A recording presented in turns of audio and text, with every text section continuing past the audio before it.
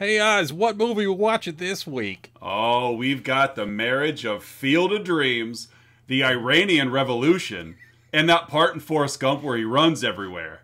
We've got 1984's Stephen King's Children of the Corn.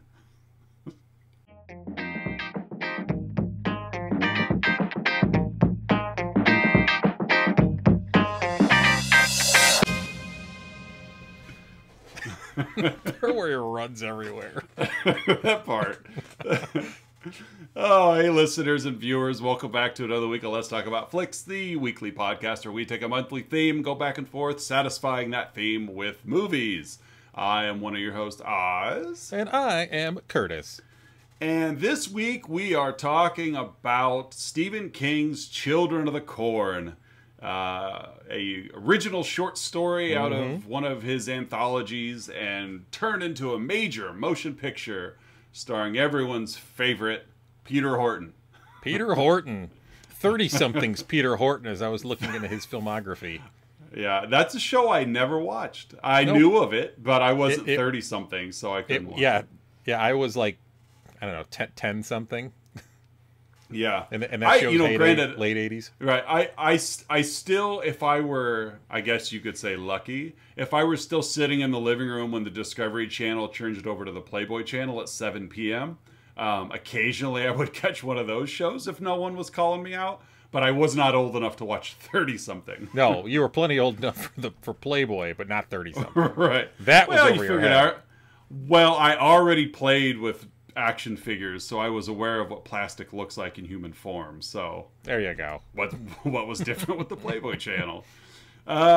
Before we get to cast and characters, let's give a shout out to our Patreon subscribers, Melissa L. and Don S. Thank you for your patronage. If you'd like to contribute to the show and find yourself mentioned or even access the hidden cabinet of mini episodes, so hidden we haven't found it yet. You head on over to patreon.com and search for Let's Talk About Flicks. You can also find a link down in the description. So, Curtis, yes, who makes up the wonderful cast of this this award-winning motion picture?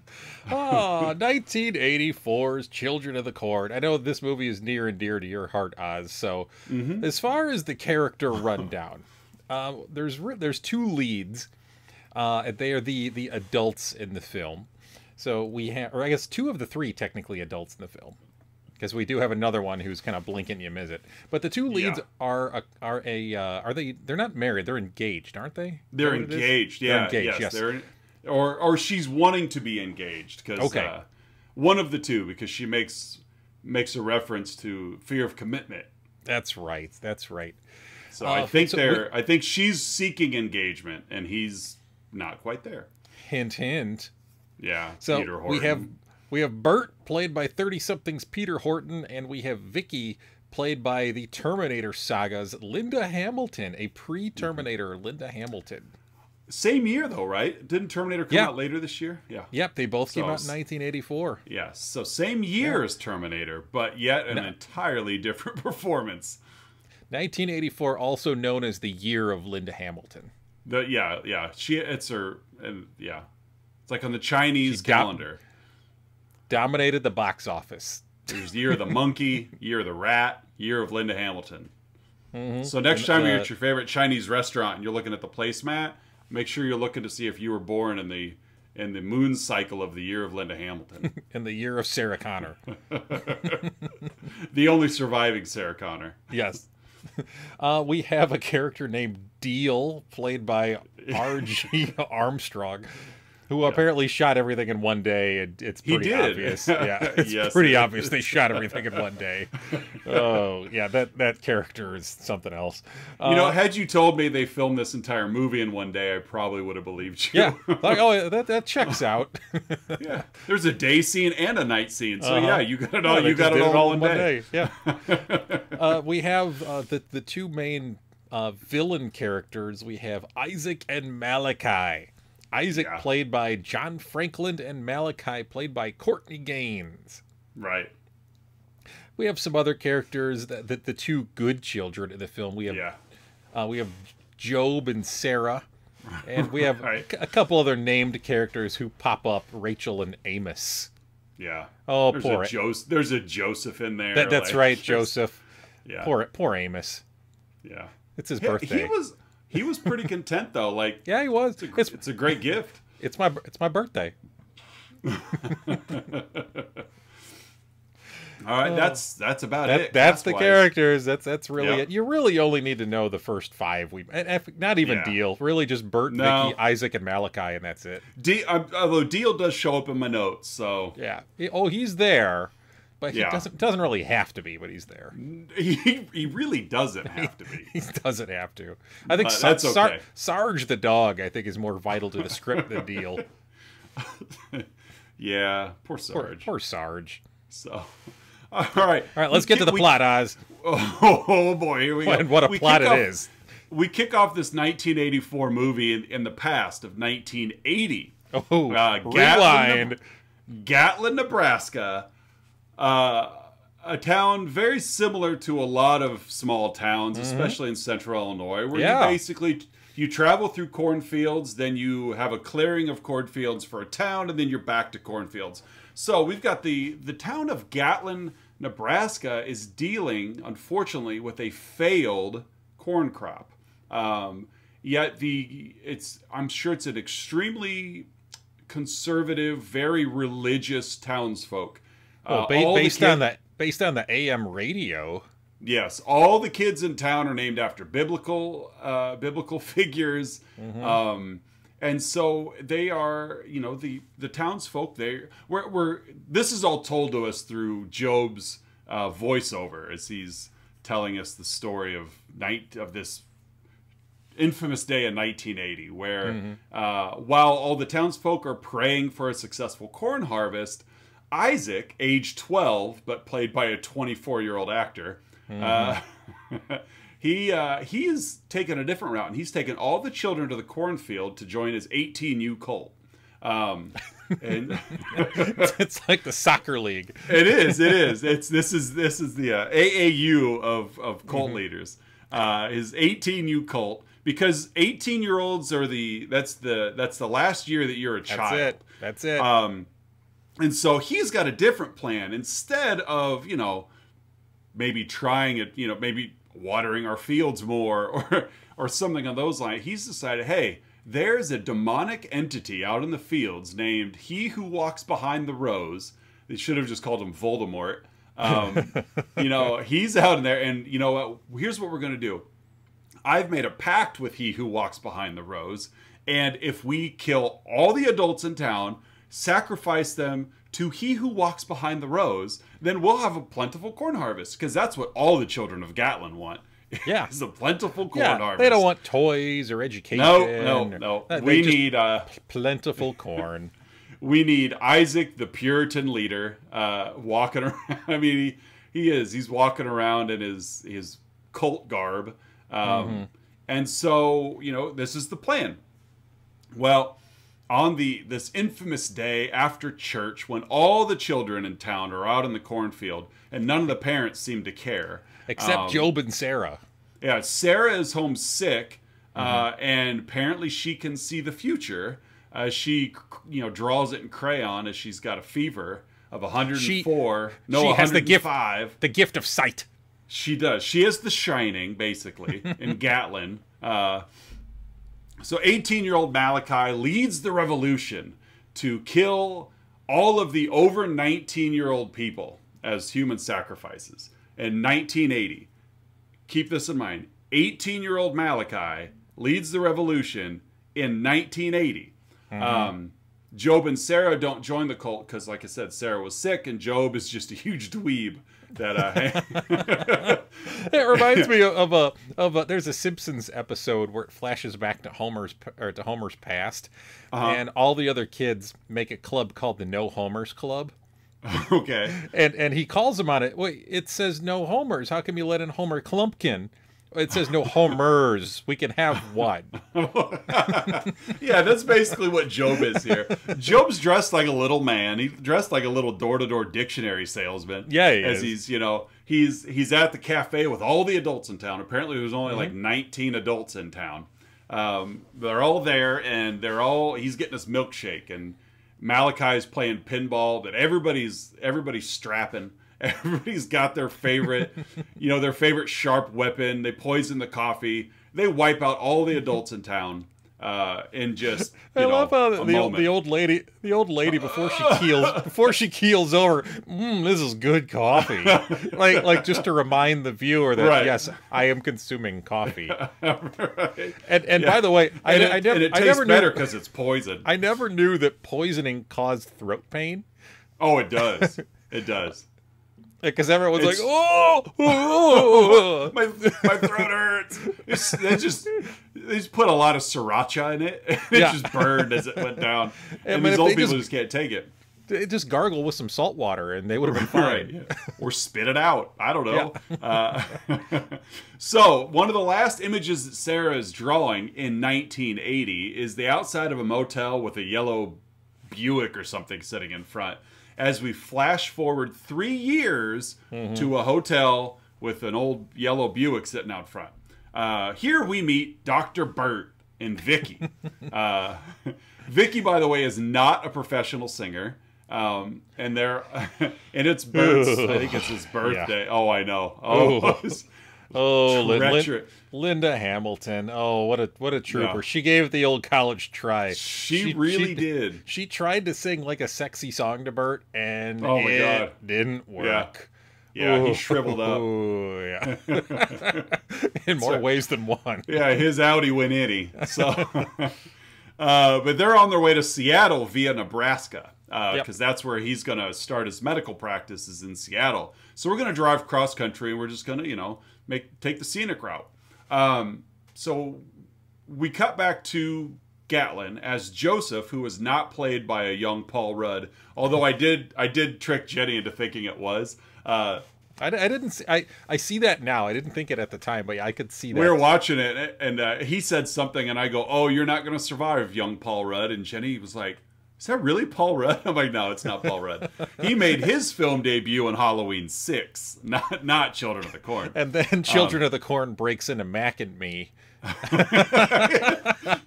love the Conan wheelchair. Oh, yeah. Despite the fact that Mac and Me came out 4 years after this. That's okay. That's all right. That's where they inspired by. Mac and Me was inspired by Children of the Corn. Yeah. So back in Gatlin, Joseph decides he's going to flee Gatlin. He's going to... He's not... I don't think he's Job and Sarah's older brother. I don't think so. I think he's just some other kid. But he's someone that's not necessarily in line with Isaac and Malachai's religious beliefs. He's going to flee Gatlin, and he gets chased down in a cornfield. Because we all know how easy it is to chase a single person down in a cornfield. But he gets chased down in a cornfield, and he's killed by Malachi. His throat is slit. Malachi, and you know it because you see blood splatter across the suitcase. Just like we saw blood splatter on Job's face in the diner at the beginning. They really like their drips of blood splattering here. It was somebody just spit and sank a coffee up at him. Right. Yeah. So he's killed by Malachi, who should be 21 now, because 3 years ago he was 18. So he should be dead, according to the rules of He Who Walks Behind the Rose. So cut back to Burt and Vicky. They're driving through Nebraska on an extremely straight highway.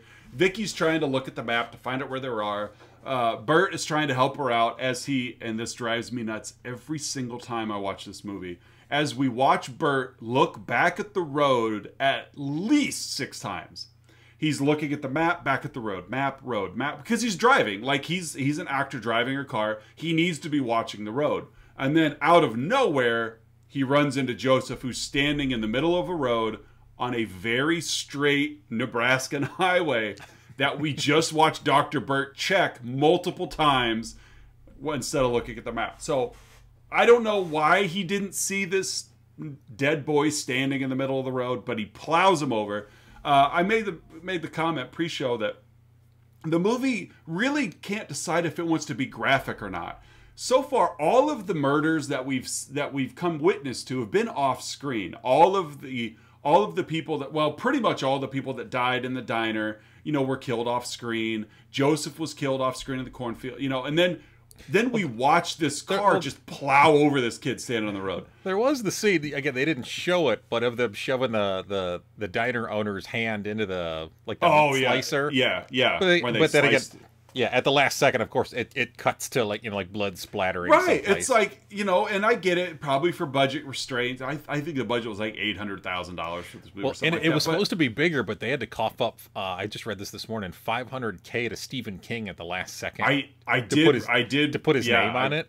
I read that too. Yeah. That was kind of a douche move of Mr. King's to be like, oh, by the way, that money that you owe me, you're going to need to pay me more. And so, yeah, the budget was cut a little bit, but yeah, it did. They were just confused on how violent they wanted to actually be in the movie. But that's okay. I don't think it takes away from any of its charm. Besides, there's 47 sequels you could watch that I'm sure have plenty more gore in them. So they run over Joseph, who's standing in the middle of the road. Of course they freak because they just ran over a human being. Yeah, they just ran over a kid in the middle of nowhere. Dr. Burt goes and checks on him, gets a little sigh of relief. He goes, oh, thank God I didn't kill him. His throat was already slit. He was already dead. So that could have been awkward.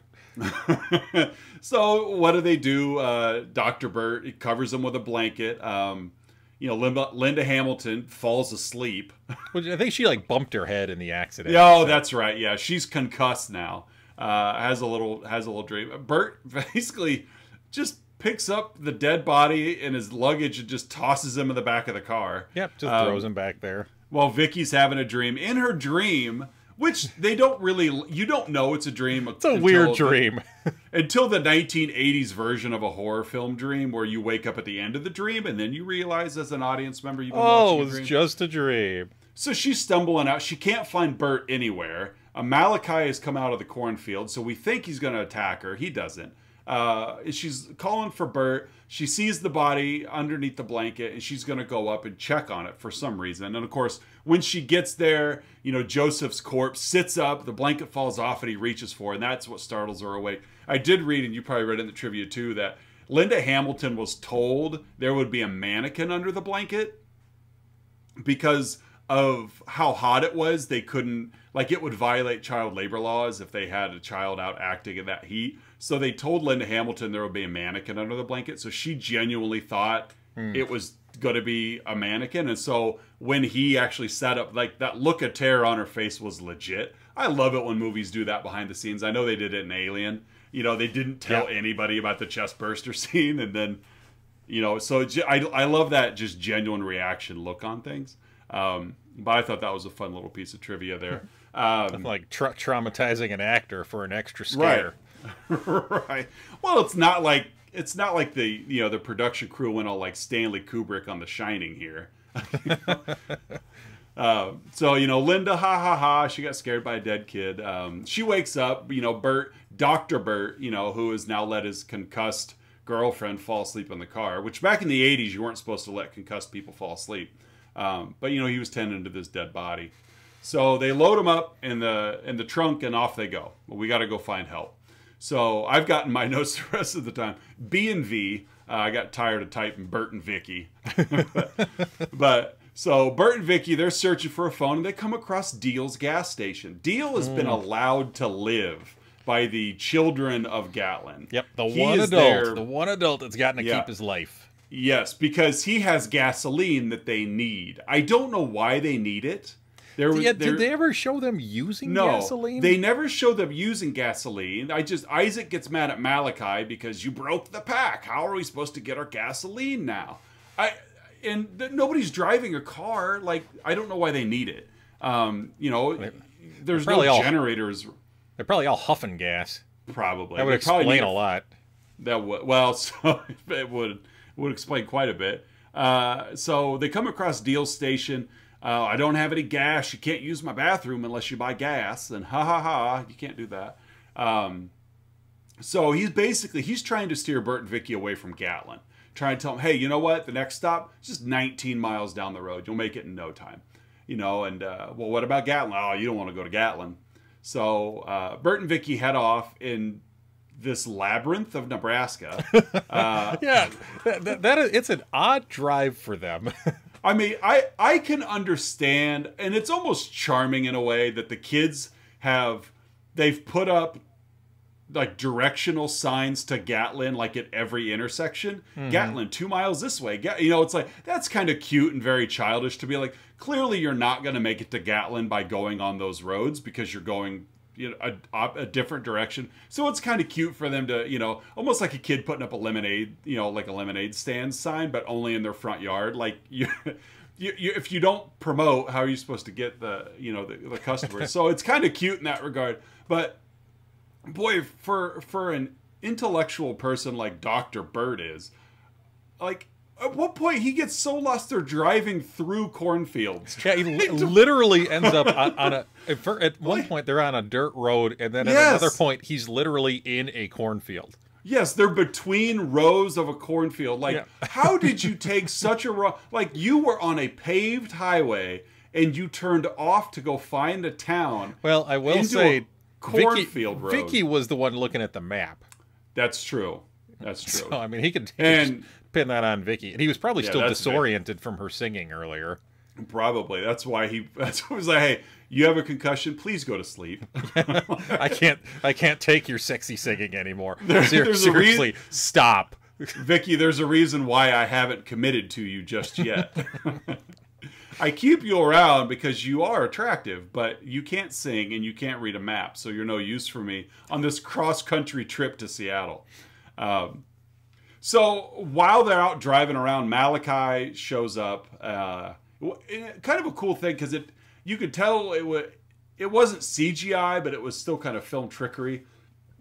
The clouds, like the clouds are rolling in. I enjoy like the old school that was cool. effects. I do too.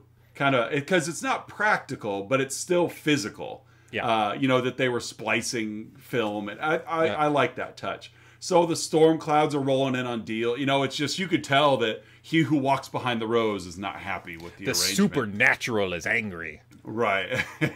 and Malachi kills Deal, you know, off screen, kills the dog.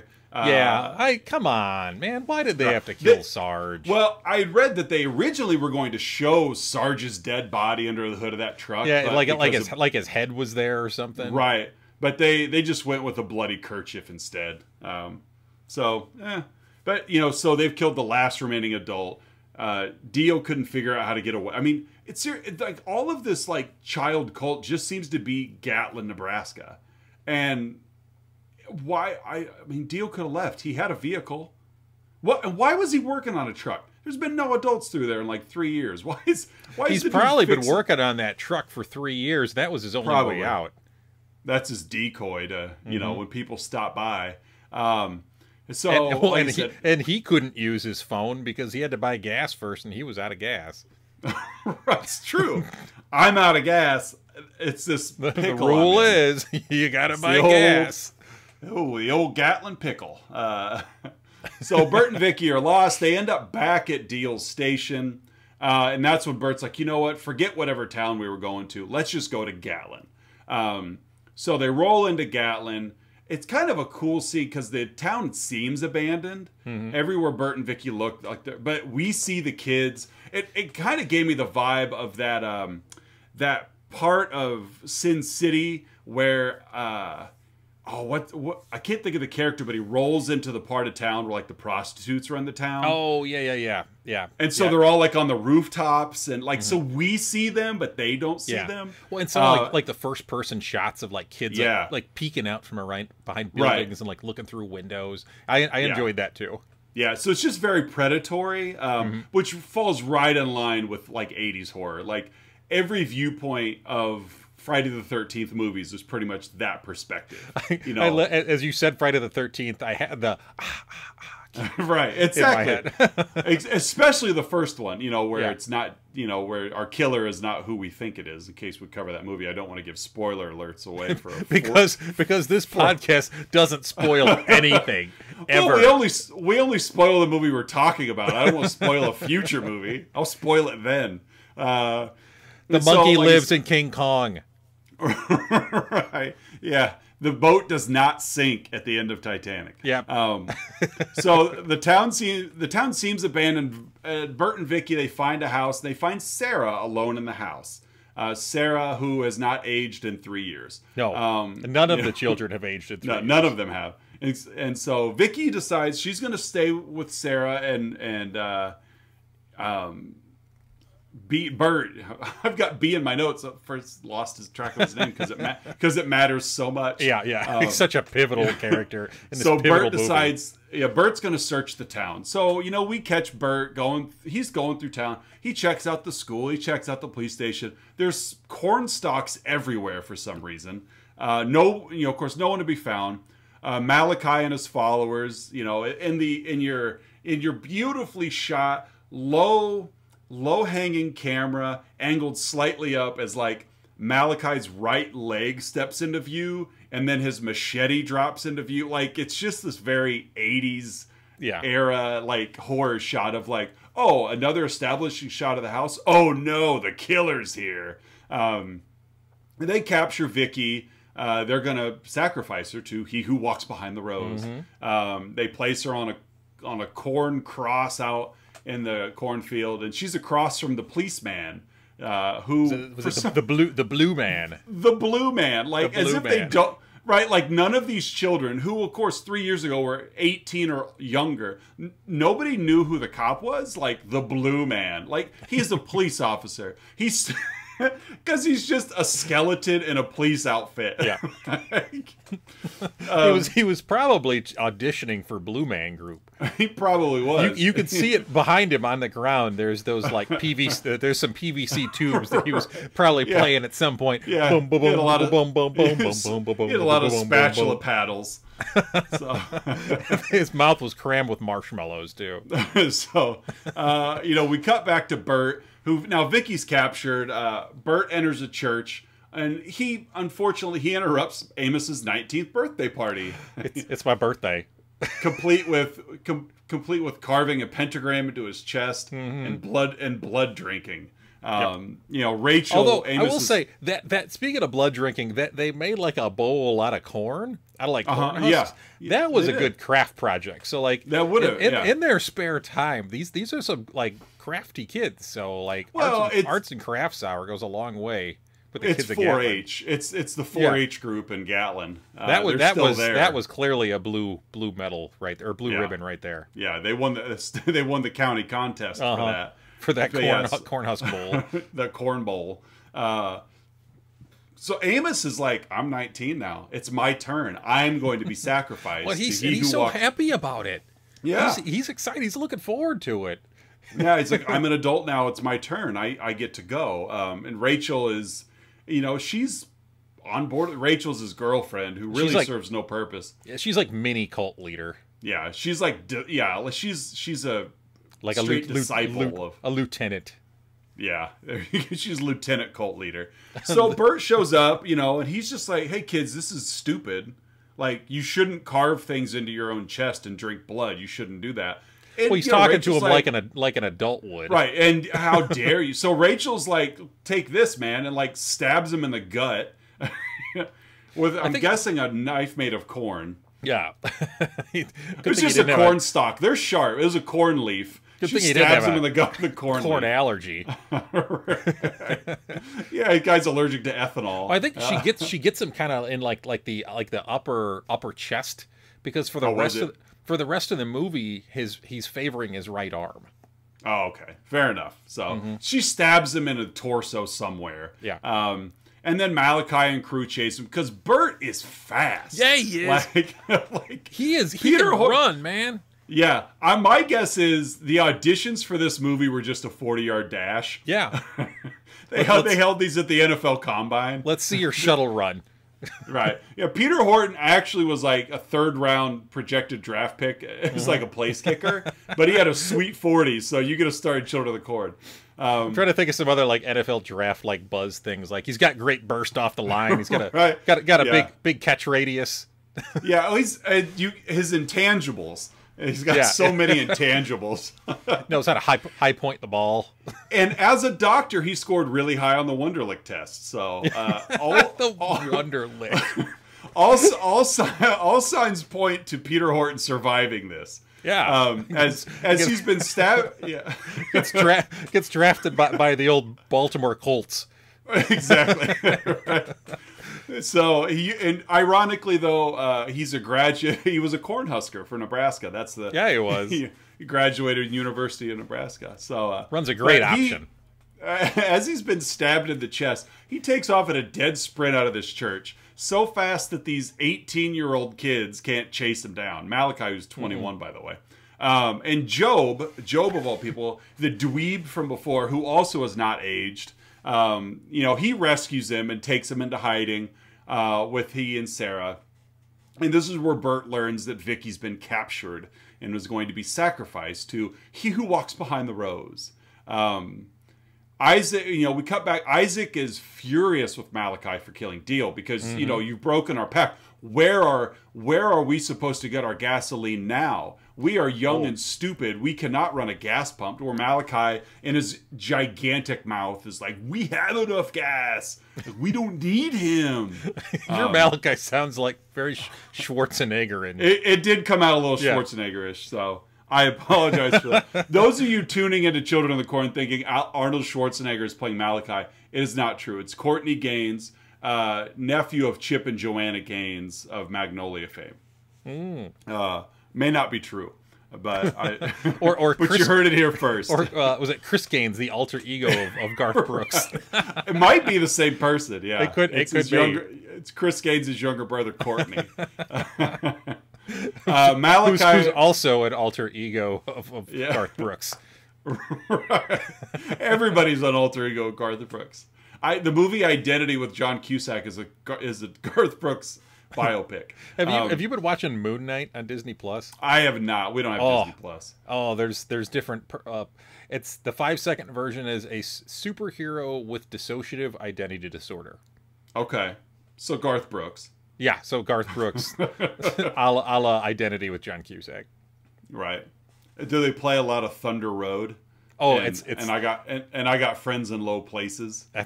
Those are the only songs in the whole soundtrack. It's actually it's actually just Oscar Isaac at a Garth Brooks concert. But the camera's not on Garth Brooks; it's on Oscar Isaac singing in the crowd. It's on him watching a Garth Brooks concert, and it's an entire 8-episode series. Yeah, each episode a different song, 45 minutes each. Yeah, I mean the total budget was still nearly $200 million. That's Garth Brooks. Yeah, you got to pay for Trisha Yearwood to be around. She's not going to pay for herself. She's actually not even on screen. She's just a consultant. Yeah. Special thanks to Trisha Yearwood. Right, thanks Trish. So Malachi is realizing that, wait a minute, I am way bigger and stronger than you are, Isaac. So I'm going to take over now. So Malachi, being tired of being the henchman, decides I'm in control now. After 3 years. Right, 3 years of this. Well, really, how much have they done in 3 years? I'm curious, have there been adults that they've murdered throughout the 3 years to sacrifice? I don't know. Well, I mean, they've been productive. The corn is growing in the fields. Right, there may be a prequel. One of those 47 sequels may actually be a prequel, so there might be a backstory to Isaac. I'm not sure. Children of the Corn 8, field tilling. Right, right. Isaac's rise or something. So Malachi decides, no, we are not sacrificing Vicky. We're sacrificing Isaac. Because in reality, the actor playing Isaac is 24 and qualifies for sacrifice. Yeah. So also qualifies for AARP discounts. He does. Isaac warns Malachi, if you do this, you will break the pact with he who walks behind the rose. Isaac is he must be some kind of contract attorney. He is big on these pacts. You've broken the pact with Deal. You've broken the pact with he who walks behind the rose. He just, he's got an accounting firm and he's keeping track of all these contracts that they run. Do you need an attorney? Call. Call 877 Isaac today. Right. He's a few years away from talcum powder commercials. Has your apprentice broken his pact with an evil being? Do you Call have do you suffer from mesothelioma? So Isaac warns Malachi, if you do this, you will break the pact with he who walks behind the rows, and we will all be punished. And Malachi's like, I don't care, bro. Sorry, not sorry. Right. So it's nighttime now, and Burt's hatched a plan that he's going to go at night to rescue Vicky from the cornfield sacrifice. And, you know, he shows up, and, you know, we see Vicky's not up there. Instead, Isaac's up there. And during Isaac's sacrifice, the entire special effects budget is on screen here as this light appears and just devours Isaac. Like the blob comes, like the animated blob. Right. I do have a soft spot in my heart for like we talked earlier, these 80s special effects that aren't CG. Like, think of, like, you know, going all the way back to episode 1 with Big Trouble in Little China, like the lightning bolts and, you know, it's like, it's just fun. It's just goofy, and you're drawing on the film, and it's, you know, but this is bad. You know, this is bad. So this light shows up and devours Isaac. We assume it's he who walks behind the rows. We're not really sure. Burt, again, one-handed Burt, because Burt, again, was stabbed in the chest. One-handed Burt overpowers Malachi, who's been the brute force of this cult for 3 years. Oh, yeah, everybody fears Malachi. And yet he's put on the shelf by Burt. I would have been more on board if Burt from Rocky would have been the one taking Malachi out. But no, it's one-armed Peter Horton takes out Malachi and somehow quickly convinces all the kids to leave the cult and just run. Just run away. After 3 years in this intense belief system. Yeah, just all it takes is one adult to be like, hey, you kids need to get out of here. Oh, okay, sir. They all take off.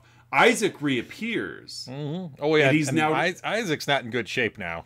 No, he's very demonic now. He has been resuscitated by he who walks behind the rows. Because they have that pact. Yeah, and because he's, you know, you can't really fault him. Is he a cult leader? I don't know. See, he's been telling these kids for 3 years that I'm the only one that can speak to he who walks behind the rows. I've made a pact with him. And if, you know, so it all definitely leads to cult-like behavior. However, he who walks behind the rows is legit. Yeah, like, he's real. Right, so Isaac's kind of a hero in a way. Like, he saved all these kids from demise. No, not really. So he comes back, and he's very demonic, and he's got a gravelly voice, and Malachi's just having a rough night. Oh, yeah. Bad night for Malachi. Yeah, he's already been, you know, pushed to the ground by one-armed Burt. Yeah. And now Isaac is like, go ahead. As I said, Burt beat up a kid. Right, Burt beat up. Well, he's 21 now. He's not. He's just somehow slipped through the crack. Depending on what math you're following here, yeah. Right. He's somehow slipped through the cracks of the you must be sacrificed at 19. Poor Amos. Right. I think they pulled a fast one on Amos. Amos fell for it. Oh, Amos. Malachi is like, hey, I'm spicy, and he who walks does not like the spice. And so Isaac tells him, you're going to have... So Malachi gets his neck snapped, you know, by Isaac. Demonic Isaac. And now a storm has arrived. And we get a really cool special effect of, like, the ground starts rising up, and this, like, almost like there's a tremor out there in the rows. Like, not really a tremor, you know, because whatever they call it in the movie. You know, like the underground, like, worm from sandworms. Yeah. Yeah, you know, so it's just this really cool, like, the ground's bubbling up. Did you read how they did that special effect? Yeah, they, like, put, like, a wheelbarrow on a track, and it covered it with, like tarp and dirt and stuff, and, like, pushed it under there. Well, I'm like, genius, you know, like, it worked. It was a pretty cool thing. Yeah. You know, so you got you know, he who walks behind the rows is fed up, and, you know, a storm has arrived. Burt and Vicky hide the children in a barn. Job says, hey, read this. So apparently there's something in the Bible about this. So Burt's reading a Bible passage, you know, and Job tells him, hey, the blue man, he was setting... I've never heard this term before outside of this movie. Gasohol. Like, I looked it up on Wikipedia. Like it's legit. Basically it's another term for corn for like ethanol. Yeah. I mean that's what I assumed as well. By the way, I was pausing you for a second. Do we see Evil Isaac again? No. He's there. He snaps Malachi's neck, and then he's like, "See ya." All right. Peace. But no, we don't see him again, and I'm assuming he is the embodiment of He Who Walks Behind the Rose, kind of like like Reagan is the embodiment of Captain Howdy in The Exorcist. Okay. That he's kind of confined there. Like he still needs to be behind the rose, but now he's just in Isaac form. But no, we do never see him again. So Burt's reading the Bible, and Job was telling him, "Hey, wait, I got a better plan. The cop was going to light the cornfield on fire, but Malachi killed him before he got a chance to. So why don't we try that?" So, Burt hands the Bible over to Vicky. She's reading it and realizes, wait a minute. That is what's supposed to happen. I kind of got ahead of myself there. Vicky reads the Bible and realizes the cornfield must be destroyed if we're going to stop HWWBTR, He Who Walks Behind the Rose. The message there is the answers to everything are in the Bible. They're in the Bible, especially in Nebraska Corn Belt. Yep. Everything, the answer to everything's in the Bible. It's not Bible. 40.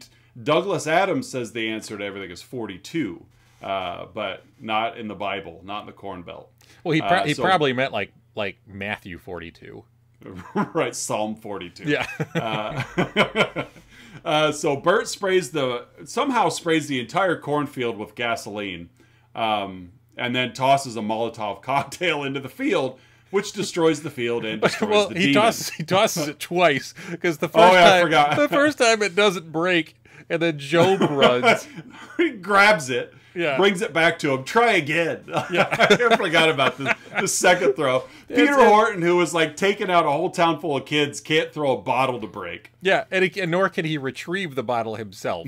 Right. Go get it, Job. Good boy. After he's been sprinting everywhere throughout the movie, he can't. He's out of gas. Or gasahol. Right. He's out of gasahol. He's out of gasahol. They blow. He throws the Molotov cocktail, blows up the field, presumably kills the demon. We win! Yay! Hooray! Vicky, Burt, Sarah, and Job return to the car. Vicky and Burt, who again are not engaged. Burt has made no indication of committing to Vicky and her terrible singing voice. I've decided, you know what? Hey, let's just take these two kids with us. They can be our kids. So they get back to the car. They find the car has been disabled. It's got corn stalks in it now, whatever. Burt gets in and Rachel's hiding in the back seat. Oh, Rachel. Rachel is still mad at Burt for breaking up Amos's birthday party. So she goes to attack him in what could be one of the most anticlimactic final scenes in a horror film. Like, Rachel goes to attack Burt. Burt fights her off, jumps out of the car. Rachel comes to jump out of the car after him, and Vicky just shuts the door on her. Apparently so hard that it knocked her out, hit her in the head and knocked her out. They make some dumb joke about, should we check to see if she's okay? And Vicky's like, we'll send her a get well card from Seattle. and then the four of them leave. Vicky, Burt, Sarah, and Job. They just somehow leave Gatlin. As the credits are rolling. As the credits roll. All this happened in the span of a day. We don't know how they got out of Gatlin. We don't know where any of the other murderous children have run off to. Where evil Isaac is. Like, is he still there? We're not sure where Isaac is. But we're good. We're good. We're going now. That's so it. roll. That's all the budget we got. I mean, I'm assuming. As we talked about before, I'm assuming they just shot this in one day. Yeah, I think and everything was shot in sequence. They just went with the sun. Yeah, we don't have any lights, so, that's it. Roll credits, and we're out of film, so let's just roll film. Rachel's unconscious. We should probably do something about that. We'll leave our car here. It's fine. And that's it. That's Children of the Corn. Children of the Corn, our latest addition to Creepy Kids in Movies Month.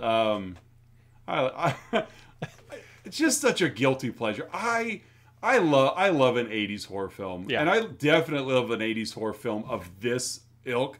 It's not high enough on it's not high enough on the importance meter to like have a story or make a moral decision. Like, it's not life-changing by any means, but it had enough of a following because of Stephen King's involvement that it wasn't like a forgotten one either. You know, there's so many, I mean, I'm sure there are hundreds of 80s horror films that I've never even heard of, let alone seen. And this finds itself in that sweet spot of right there in the middle. If you got an hour and a half and you don't care, this is like a perfect way to spend your time. There's worse movies to see. Yeah. It's, you know, you don't have to pay attention. There's no secondary story behind it. I made the comment in my movie Marriage about the Iranian Revolution. I read that on Wikipedia. That apparently when, I think it was Ayatollah Khomeini, I think. May not be Khomeini, but it was one of the Ayatollahs. When he was trying to form a revolution over in Iran, he basically had convinced a lot of the upper teenage children that this, you know, this was for their benefit. And so, because the screenwriter, Stephen King, had written a script for this film, and the producers threw it out because, like, the first third of the movie was the car ride and just Burt and Vicky arguing.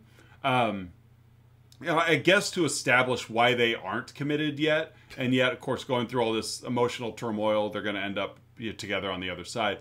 But, you know, the studio was like, no, we're not going to spend a third of our movie driving in a car with adults arguing. You're like, we need to get to the action. So I'd read that the script writer was influenced by the Iranian Revolution, and that's where a little bit of his... But I'm like, Stephen King wrote this book before you wrote the script, so I don't believe any of that. But whatever, no. It made for a fun movie Marriage. But yeah, it's just, it's a dumb movie, but it's okay. Like, it's fun dumb. You know, yeah, it's just fun dumb. The and acting, it doesn't clock in too long. No, it's quick, it's tight. You're in, you're out. You're gonna forget, but you're gonna remember you saw it. And it's just, it's there. It's not stretched out over days. It's basically the afternoon in this town. Mm-hmm. You were about to mention something about the acting. Oh, and the acting was adequate. I mean, it wasn't so bad that it turned you off from the film, but it wasn't also, you know, award worthy either. Yeah. I think it's a perfect vehicle for young actors like Linda Hamilton and Peter Horton, who have gone on to do better things, you know, but the movie itself, it's not ruined by their performance. You know, for instance, like Jennifer Aniston's in the first Leprechaun movie, but she's forgettable in that because that movie's about the leprechaun. This movie's about these two, and so it's kind of fun to see that, you know, dynamic play out. Plus, you know, let's not kid ourselves. You and I are children of the 80s. Yeah. So a movie like this, I mean, this is what we were brought up on. This is what I was brought up on. Well, and this was basically like, although you and I grew up in different small towns in Illinois, yeah, like, this is basically the town each of us grew up in. Oh, absolutely, yeah. There's not a whole lot different between your hometown and my hometown. Mm-hmm. Other than we're on just opposite sides of I-80. Yeah. Well, all right. Well, at this point in the show, Oz and I will give our own unique rating as to the movie we've been discussing, in this case, 1984's Children of the Corn. Oz, how would you rate Children of the Corn? I'd give this 6 blood splatters. 6 blood splatters? Yeah. Okay. 6 of them. Okay. I'm going to go with, let's go 58 corn husks. There you go. 58 corn husks. 58 corn husks. I've told you before, I've seen this movie so much that Jenny and I watched it late the other night, and it was one of those, like, we're watching it, and we're both like, oh, we're getting kind of tired, and I checked the runtime, and there are only like 20 minutes left, and we're like, oh, we might as well finish it, you know, like, it was moving, you know, kind of fell asleep, but when I woke up, the end credits had started, and I actually rewound it about 7 minutes just to catch, like, because it's like, oh, I want to see Rachel get hit by the car door. Like, I want to see. I remember as a kid, I do remember the first time I saw this only because as a youngster, I bought into the getaway, and I thought when Burt got in the car, he was safe. And I remember being freaked out when Rachel popped up behind. Well, it was the the, you know, the 80s and even 90s to a large degree, like the one last jump scare. Yeah, we got one more scare. And I remember falling for it as a kid because, you know, the story's over. We're good. And Rachel was a forgettable enough character that you didn't think twice about where she was. Especially when, like, outside of Isaac and Malachi, Rachel was the only other one that really got any screen time. Yeah. Well, and was named. And that was really... Yeah, and it was only in that scene at the church, so she was pretty much a goner. And then we saw all the kids scatter, so we thought, well, maybe Rachel. You just didn't think about Rachel. So for her to pop up, I do remember that scaring me as a kid. Not enough to be afraid of the backseat of a car, but enough to be like, it startled me, and I didn't see it coming. And then to watch it again this time and be like, oh man, that was a quick demise for her. Like, just. Lock her in the car. Done in by a car door. Right. Yeah. Oh, well, that's it. So, but yeah, it's just a fun movie. I'm glad I switched. Because remember, originally I had taken this out of the rotation and added a different one. I'm glad I went back. I just also realized that Joseph's body is still in the back of that car too. Yeah, that was one of my Huns. I have 5 of them. That was okay. Sorry, I just took one of your Huns. No, it's okay. I've seen there's a lot of Huns in this movie. Speaking of, so as we start to wrap up the show, we get to our 3, 2, 1 segment where Oz and I each share 3 goods, 2 bads, and 1 about the movie we've been talking about. Oz, what are your 3 goods for Children of the Corn? My first one is it's just such a tight film with just a brisk runtime. It's not trying to do any more than what it is. The movie takes place over the course of like a day, like an afternoon, and then it's in and it's out. And there's no extra scenery. It's just there was really nothing you could peel out of this movie. You know, there was no filler. It was tight. You know, like I mentioned just a couple minutes ago, you know, when we were getting tired and looked like we've already been watching this movie for like an hour and 10 minutes. Like it just moves. It moves right along. It's almost as fast as Peter Horton. Almost. Nothing's as fast as Peter Horton. He runs a 4.40, Oz. Right. You know,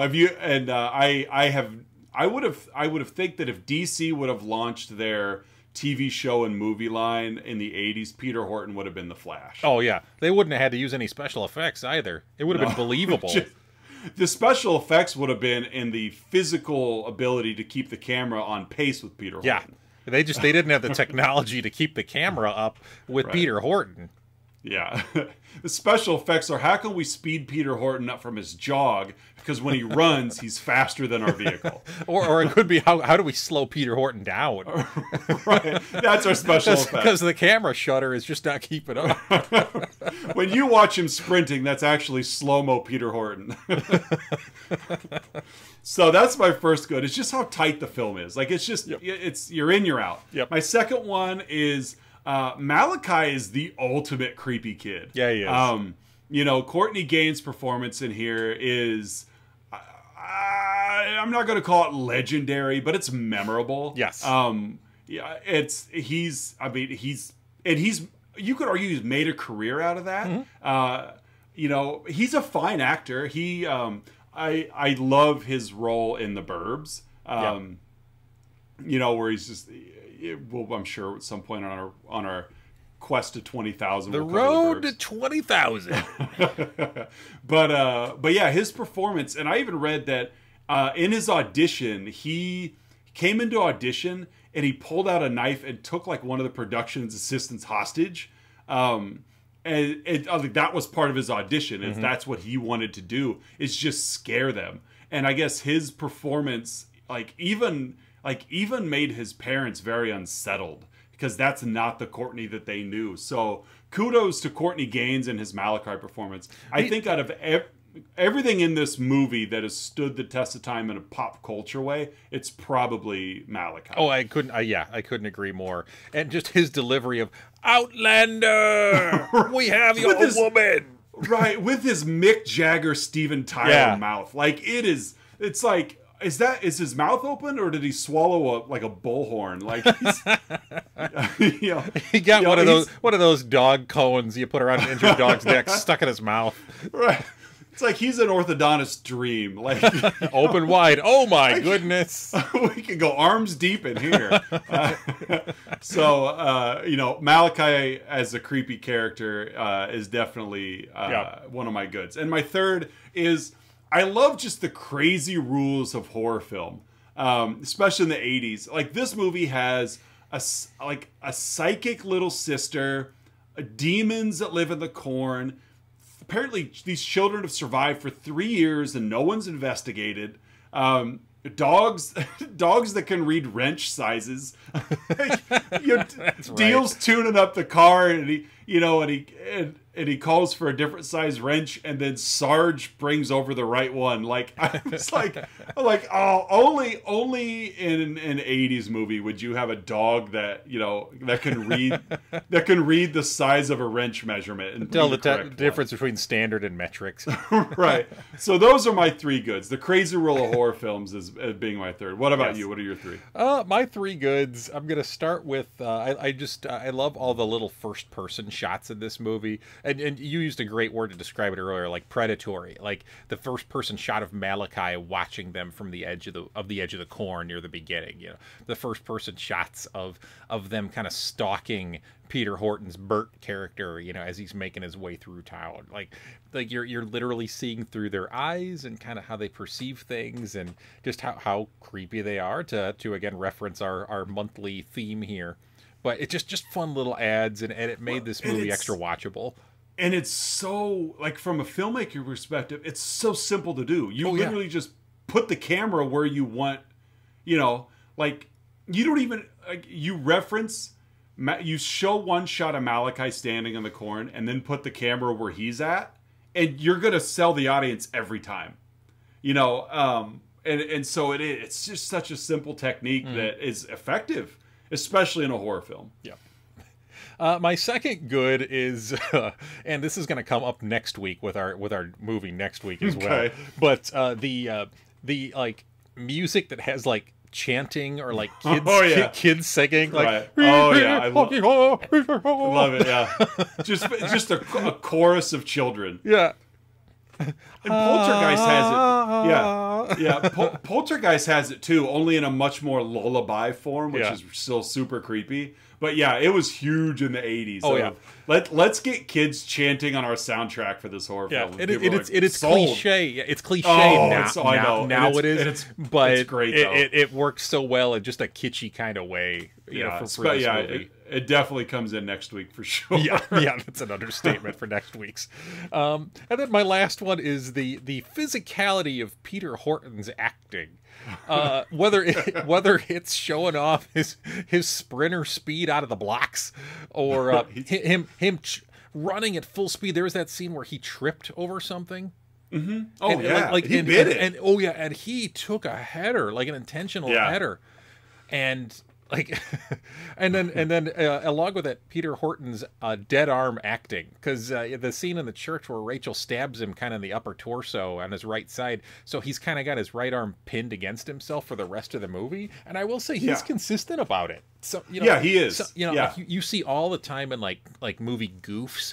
Like someone's injured, and like they roll an ankle, and then the next scene they're fine. No, he's favoring that arm throughout everything, so he's able to keep that continuity in mind as he's acting in the rest of these scenes, regardless of what order they shot it all in. But the physicality of Peter Horton's acting is something to tip the hat to. Yeah, good for you, Peter Horton. Yeah, all right. All right, Oz, what are your two bads? My two bads. My first one I referenced earlier. It drives me nuts. And I didn't catch it the first time I watched it, or probably even the 13th time I watched it. But it bothers me every time I watch it now. And that is watching Burt and Vicky drive down that highway, checking the map and watching Burt. And this is an actor choice. This is not a character choice. But just the safety of him driving while looking at a map. A lot of times in Hollywood, they'll attach that car to a rig, and then they'll drive the rig and just the car, but it's like they weren't doing that. Budget wise, he was driving down a straight highway. And so to see Peter Horton, not Burt, but to see Peter Horton check the road as many times as he did while looking at the map, yet never turning the steering wheel like there's a curve. And then the surprise in the characters when he looks up, you know, which if you're not paying as much attention, you're going to buy into. But when he looks up and then plows over Joseph in the road, it's like, I just watched the actor check the road numerous times. And so that's one, and it's nitpicky and whatever, but it's just like, once you catch it, it's hard not to see it. It's hard to not pay attention to when it. you're like, how did you not see that kid standing in the road? I just watched you look. So that's one. And then my second one is just Vicky's stupid song in the hotel. Yeah. Oh, it's like, it is grating. It's appalling.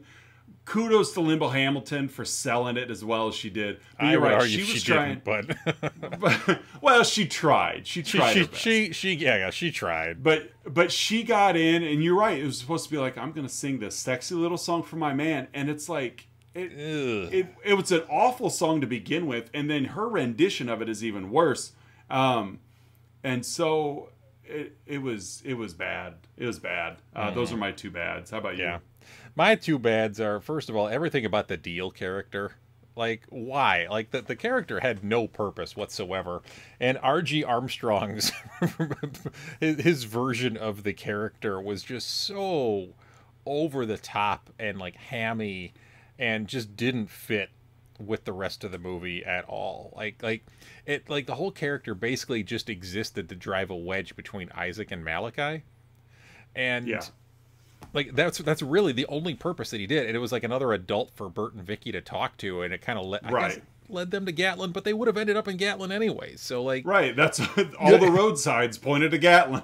Yeah, so, like, ultimately, his character only existed to increase the tension between Malachi and Isaac, which, again, would have happened anyways. Yeah, I wonder, and again, I haven't read Stephen King's story. I wonder if the Deal character is a character in the story, or if it was just created for the movie. Because I'm sure King's story is more fleshed out than what everything we ended up with. So there may be more to that character in the original narrative. But you're right. I definitely agree that he was extraneous. Yeah, unnecessary.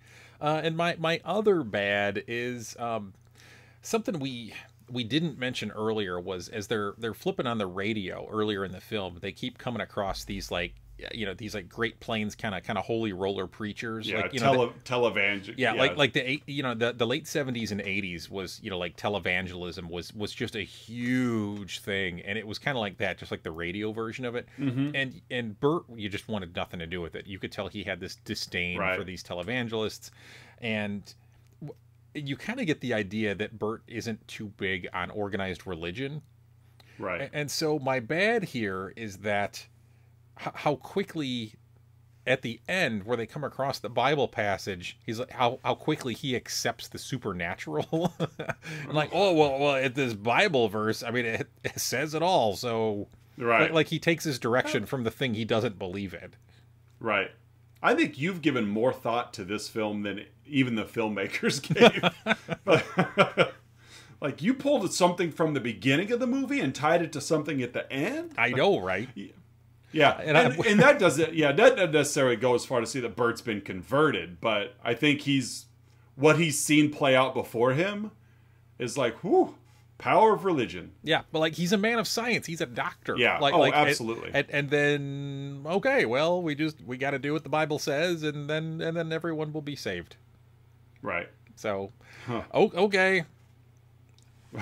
I mean, not that this movie doesn't take any liberties with anything else, but... Well, no, and honestly, I'll admit, I've never read the Bible, so I don't know if there's a part in the Bible about burning a cornfield with a Molotov cocktail, but, you know... it's towards the back. Burt got the gist of it, so... It was in a couple of the pages that stick together all the time. The Gideons had that section removed. Yeah. There's always one page torn out. It's always that one. A reference of He Who Walks Behind the Rose. Yep, it's in there. All right, Oz, what's your one huh of all of the many huhs from Children of the Corn? I've got a plethora here, but I'm going to go with... I'll come back around to the other three, maybe. Okay. But the one, and this was Jenny's, when we finished watching it, she goes, who plants the corn every year? Yep. And I go, you're right. Corn's not an annual. It's a perennial plant. In Gatlin, it's an annual. It just comes back up every year. Right. Who plants that corn every year? Like, that's how corn works. You have to plant it. And you can't, and so that was her, like, her original hunt was what happened to all the bodies, like all the adults that you murdered. But then they do cover that they sacrificed all those bodies to He Who Walks By the Road. So I'm like, okay, there's your fertilizer. Fair enough. He who goes to the John Deere store for a new carburetor. Right. He who has a lease on the combine. But he who prefers International over John Deere. Right. So that's my question is who plants that corn every year? Because these are all children. That's a solid question. Right. All right, my takes place again kind of towards the beginning of the film, but we kind of glossed over this a little bit earlier. But like, so they just hit Joseph, and Vicky gets a bump on the head, and Burt goes to investigate the body, and then Vicky has this dream, and you're not led to, right. You don't know it's a dream early on, right? And so the payoff is the jump scare of Joseph's body sitting up and kind of lunging towards her. Mm-hmm. However, there's a scene just a little earlier where Malachi is like stalking her. Right, yeah. And how would she know that there's someone there holding a knife with the shadow exactly in the same silhouette of Malachi? Like, she's never seen Malachi. She didn't. I know. She didn't know that too. She didn't know the kid's throat had been slit. So how was she to know in her dream that there would basically be Malachi there stalking her around this car? That's my right, which is why this is such a bad dream sequence. Yeah. Until he sits up and we see her wake up, everything that plays out legit should be happening. Yeah. We know Malachi killed Joseph in the field, so to see Malachi come out of the corn and have his silhouette, like, all of that makes sense. Mm-hmm. Because you're right, like, she's never seen Malachi, and she's been knocked out, so she doesn't know what Burt knows. But yeah, I'm with you there. I thought that too. Like, why did we see Malachi in this dream sequence? She doesn't know what Malachi looks like. Mm-hmm. And why is she seeing herself in the dream sequence? Maybe, I got it, because she has a connection with Sarah later on. Maybe she also has the gift of sight. Right. You've got the bite. That might be it. That's probably it. Zangaya. Your mother ate my dog. Oh, I can't wait to do that movie. Oh, yeah. All right, well, that was Children of the Corn. Yeah, some of the other Huns that I had are, what are the kids eating for 3 years? Corn. Just corn. and not sweet corn. They're eating feed corn. It's feed corn. Yeah, it's feed corn. Why do the kids not age? Why do the kids not age over this 3-year gap? And then my last one was, one that we covered earlier is Burt and Vicky still have Joseph's body in the trunk. He's still there, but they leave the car in Gatlin. So, and then my last one was like, how did they all leave at the end? Like, how'd they leave? I don't know. I get the idea, like, with that dumb line that Linda Hamilton throws out there. Like, we'll send you a postcard from Seattle. I was waiting, and as the credits started rolling, I was waiting for, like, Benny Hill music to start up. That would have been funnier when they're all chasing Burt around town. Yeah. When he comes running out of the church wounded, and Malachi and crew, they speed it up to make it even faster. And they're crisscrossing on the screen. Right?